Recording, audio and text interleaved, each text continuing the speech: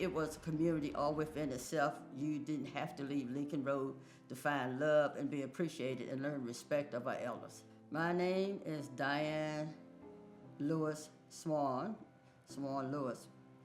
I am a daughter.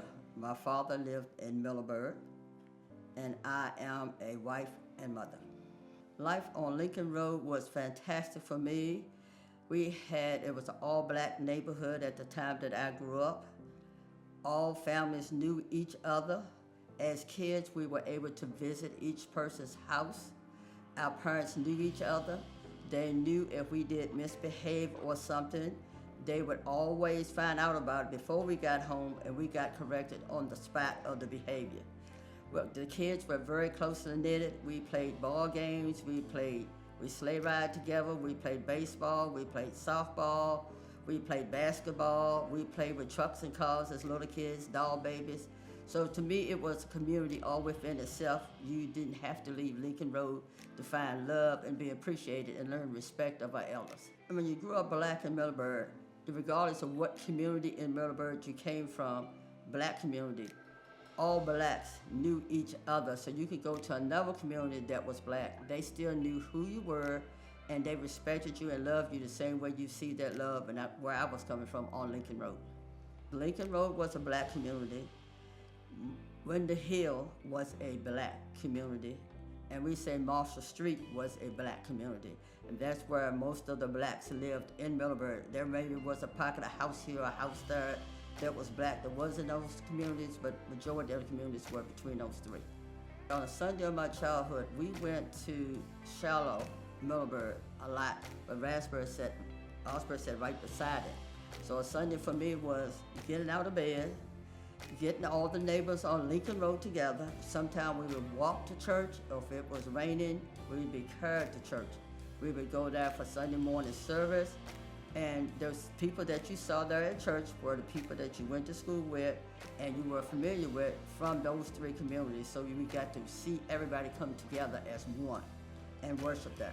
So it was fun. It was about learning about God and also seeing the adults, and a lot of the adults was also our school teachers.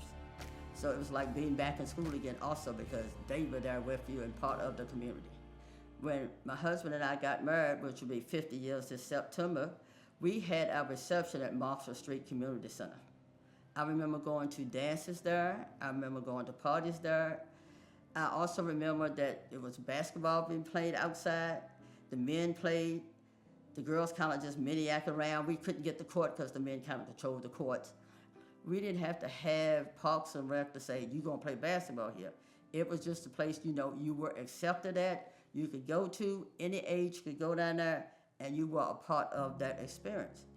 I also remember that after we went to school, and I was in elementary school, on a Thursday, we would go down to Shallow, Middleburg, all the kids from all the communities, and we would do Bible class. And it was for 1 hour, and again, some of our teachers were our Bible school teachers down there. So we had a lot of community was right there on Marshall Street between there and Asbury. My family sheltered me from a lot. So I know I wasn't allowed to go but those places in Middleburg. So I don't remember stopping and get mail. I remember sometime in the store, the clerk might be a little rude to you. She'd be nice to the white kid when she looks at you. It's like, come on up here, pay for your stuff. So it was a different world when you went into those worlds where we were treated different. I do have some memories on going from an all-black school to an integrated school. When I went to the all-black school, it was a whole lot different because then the teachers knew everybody in the community knew the teachers, we all were involved. They would have a routine for us, they would check you for cleanliness. We lost a lot of our cultural stuff. They stayed on point, made sure that we knew who we were and what the purpose of education. And one tradition that really stood out for me in the black school, and then I'll get to the white school, was about the flagpole, May Day, May 1st. I don't know if anybody has heard that, but they had a May Day celebration in May. And I got to be the first grade queen, and they raised a lot of money doing that, I'm sure. And we'd have to learn how to wrap the maypole. And it was different color ribbons, and we learned how to do that, and everybody in the community came out. When we went to The white school, traditions like that was not there. The work to me in the white school for making that first year transition was a lot different because they seemed like they were more further advanced academic than we were. So I had to work hard, and that's just my personal perception. I had to work hard on trying to be able to keep up the work and be able to do the work the first year. But it was also, the kids didn't know different to a color of skin. So for us, most of the students, we all got along, we were friends, and we didn't know in the outside world unless the parents taught them that. So it was a lot different in the school system than being out of the school system in Middleburg. What did I love about Middleburg, and I still do love about Middleburg, again, would be the memory of the people that I was around and that helped raise us. It wasn't just that my household on 4 Lincoln Road raised me. It was the whole community, what they did for us, how they looked out for one another, how they told us what to do, but they lived the life that they said. Their guidelines, how they lived their life before us. I would like people to know that there are people who do live a certain way and they walk that walk, and you respect them and you want to be like them. You could always go to the church if you needed to go to church and wanted to go to church. It was always open, like I said, and the teachers and the preachers and everybody lived in the community, so you made you feel like you're a part of. I miss from just being able to the closest of the families. One example I remember vividly, I was on my way to school and I was running, which I shouldn't have been, and I fell down. And I hurt myself pretty bad.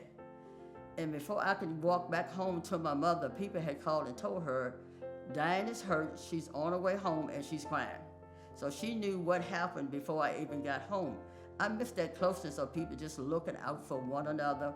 You didn't have to ask them, they just had that love, that respect, the kindness, compassion. That's what I miss a lot about. Right now, we don't have that because a lot of times you see people and they're respectful, but you don't see them outside of their work environment to what it's like. I would say that corner is a loving corner. It is a corner where people of any race, not only black, but everybody would be accepted there because there were people that wasn't black. We had white people coming. You was accepted because you came a part of. Nobody judged where you came from. Nobody judged what clothes you were wearing. That was a corner where you could experience love. We had a lot of activities there. The community came together there, and you felt safe there. The one word that I could think of that we could hold on to would be the unity, the togetherness of the black community at that time.